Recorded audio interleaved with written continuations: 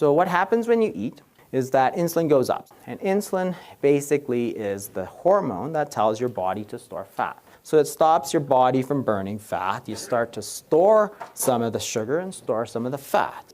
Carbohydrates get turned into glycogen, which are chains of glucose in the liver. Is basically a storage form of sugar. And when you have too much of that, then your liver produces lipids, and it basically stores fat.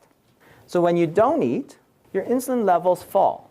And that's a signal to start pulling some of that energy out. So you're going to start by pulling some energy out from the glycogen, and you're going to pull some energy out of the stored fat. So you can think of it, the glycogen, like a refrigerator. So you can put food in easily. You can take food out easily, right? It's just food energy. And the fat is more like your freezer. You can store more of it, but it's in your basement. It's hard to get to. And it's the same idea. You have two storage forms of energy. The refrigerator, though, has a limited capacity. So if you have too much stuff, you have no choice but to put it in your freezer. The body doesn't have some giant vat of calories, right? You can store sugar, you can store fat. There are two places in the body where you can store food. Your calories goes into your fridge, and your calories goes out from the fridge. But there's a third thing that you have to consider, and that is how much food goes back and forth between the freezer and the fridge. And the question is, what's controlling this? And it turns out that the main player is insulin.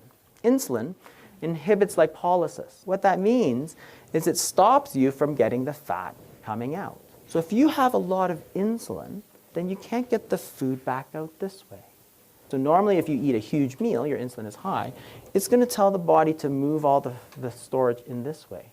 And that's the problem. So if you have a lot of insulin resistance, which keeps your insulin levels very high, it's like that freezer is kind of locked away in the basement behind a locked steel bar. You can't get at it.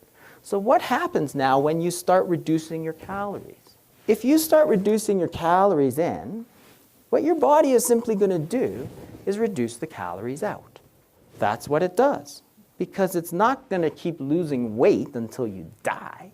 That's just ridiculous. If you're not affecting the insulin, you can't get at that fat. You're just going to reduce your calories out.